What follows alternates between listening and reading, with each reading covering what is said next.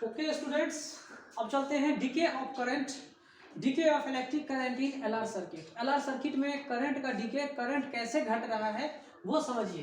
तो यहाँ पे डीके ऑफ करंट जो है क्यों हम पढ़ रहे हैं, क्योंकि मैक्सिमम करंट तक पहुंचा तभी तो डीके हो रहा है, मैक्सिमम पहुंचा तभी तो डीके हो रहा है। डीके मतलब घटना, करंट का घटना। तो इससे पहले हमने पढ़ा था इंड्यूस्ड ईएमएफ के बारे में। तो induced EMF time t equal to 0 पे कितनी थी।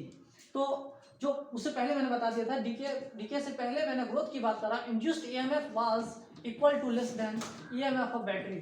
तो जो इंड्यूस्ड ईएमएफ है उस इंडक्टर के क्रॉस वो हमेशा बैटरी के ईएमएफ के बराबर होगा या उससे कम होगा।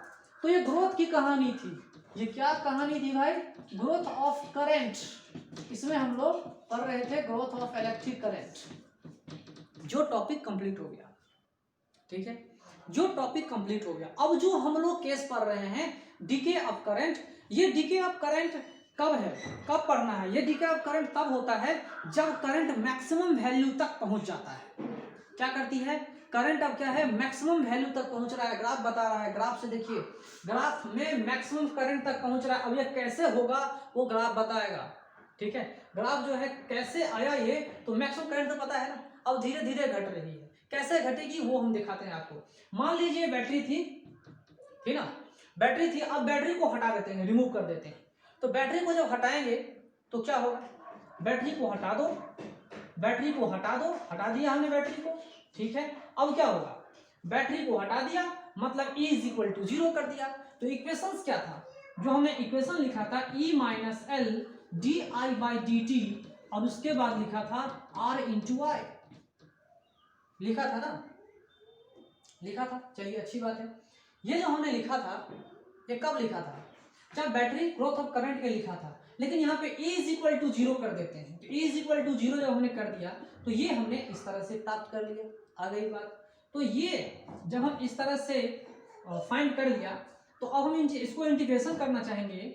D I by I equal to R by L D T minus, ठीक है। अब यहां पर इंटीग्रेशन हम लगाते हैं तो शुरुआती दौर में हम इंटीग्रेशन लगाएंगे, और इसका मतलब यह है कि जब मैक्सिमम वैल्यू था, शुरुआती दौर में जब मैक्सिमम वैल्यू थी तो टाइम 0 हमने बताया था। अब 0 टाइम कब था? जब 0 टाइम कब से हम देख रहे हैं घटना को? डीके ऑफ करंट में, डीके ऑफ करंट में हम लोग टाइम इक्वल टू 0 मान लेते हैं। तो टाइम जब 0 होगा, ये टाइम जब 0 होगा तो मैक्सिमम करंट।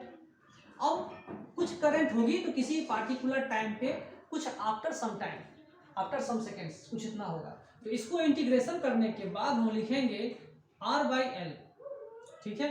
ये R बाई एल लिख देते हैं, यहाँ पे R बाई एल लिखा और टाइम से हमने इसको इंटीग्रेट किया, ठीक है, कोई दिक्कत नहीं। इंटीग्रेशन लगाते हैं तो ये है लॉन आई, लॉन आई को इंटीग्रेशन लगाएंगे कहाँ से कहाँ तक? तो आई नोट से आई तक मैक्सिमम वैल्यू है, तो यहाँ पे निकालेंगे ln I by I naught, ठीक है।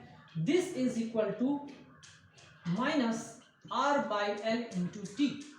तो इंटीग्रेशन लगाते हैं, एक्सपोनेंशियल फंक्शन में देखेंगे तो आ रहा है, सजा के लिखेंगे I is equal to I naught E to the power minus T by tau, where tau is equal to L by R, inductive time constant, ठीक है। ये बात समझ में आई? मतलब करंट घट रहा है, करंट घट रहा है। जब टाइम इक्वल टू 0 था तो करंट मैक्सिमम थी, देख लीजिए करंट मैक्सिमम है।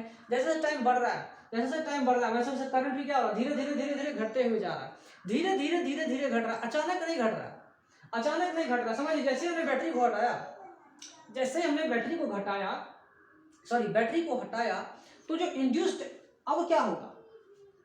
जब हमने बैटरी को घटाया, जैसे बैटरी को हटाया उस समय इंड्यूस्ड ईएमएफ कितनी थी? इसकी 0 थी। क्यों थी 0? क्या उसमें करंट में चेंज ही नहीं हो रहा था भाई? अब करंट में चेंज ही नहीं हो रहा था। लेकिन जब बैटरी को हटाया तो अब ये सोर्स ऑफ पोटेंशियल डिफरेंस बन जा रहा है। अब ये क्या बन जा रहा है? Source of potential difference. अब कुछ इसके अंदर ईएमएफ इंड्यूस्ड हो जा रही है। अब इंड्यूस्ड ईएमएफ क्यों हो रही है? क्योंकि अब हमने इसको हटा दिया। अब इसके अंदर जो करंट है वो धीरे धीरे डिक्रीज होना शुरू करेगा। करंट मैक्सिमम वैल्यू से, ये जो मैक्सिमम वैल्यू है आई नोट से, उसके बाद धीरे धीरे इसकी वैल्यू घटना शुरू हो जाएगा, घटेगा। इसके अक्रॉस जो पोटेंशियल डिफरेंस क्रिएट होगी, जो इंड्यूस्ड ईएमएफ आएगी, ठीक है, और वो इंड्यूस्ड ईएमएफ क्यों आती है, करंट अब क्या कर रहा है, घट रहा है, घट रहा है मतलब चेंज हो रहा है, चेंज हो रहा है मतलब इंड्यूस्ड ईएमएफ इसके अक्रॉस होगी। तो अब जो है E इक्वल टू 0 नहीं होगा, ठीक है, टाइम t इक्वल टू 0 पे था, उसके बाद नहीं होगा। चलिए देखते हैं, आगे चलते हैं। यहाँ देखिए, जब इसके अक्रॉस हमने इतना इक्वेशन लगाया तो करंट के बारे में हमने ग्राफ भी प्लॉट कर दिया। अचानक नहीं होता है, अचानक मैं बोल दूं करंट यहाँ से आ गया, मैक्सिमम वैल्यू थी, यहाँ जाके 0 आ गया, अचानक 0 आ जाए, ऐसा नहीं है। धीरे धीरे करंट 0 होती है, जैसे जैसे टाइम पार हो रहा है, जैसे जैसे टाइम पार हो रहा है, वैसे वैसे क्या हो रहा है, करंट भी 0 हो रही है, अचानक नहीं होता। इस बात को आप लोग याद रखिएगा, ठीक है। तो इसको समय लगता है इतना करंट को पार होने में, ठीक है।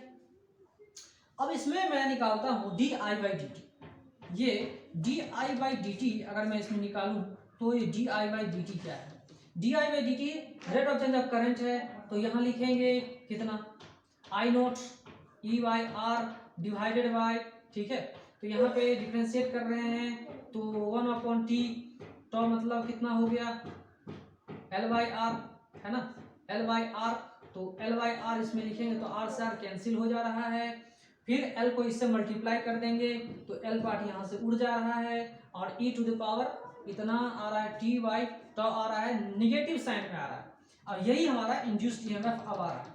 अब जो इंड्यूस्ड ईएमएफ आ रहा है, अब जो इंड्यूस्ड ईएमएफ आ रहा है, करंट तो घट रही है, अब जो इंड्यूस्ड ईएमएफ आ रही है वो किधर होगी, वो क्या होगी, क्या सपोर्ट करेगा, क्या होगा।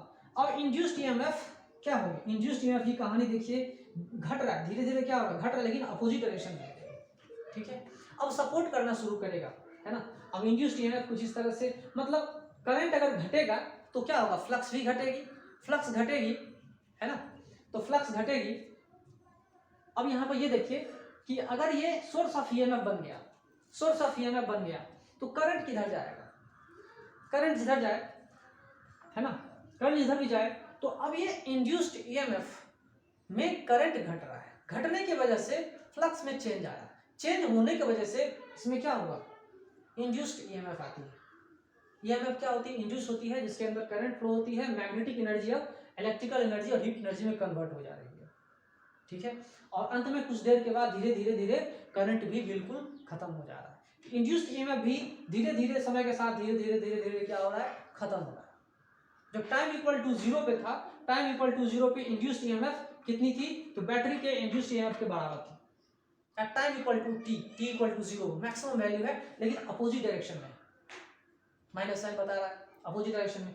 तो इस तरह से हम लोग इतनी सारी चीजें पढ़े हैं, जाने हैं, यही हमारा डीके ऑफ करंट था, ठीक है।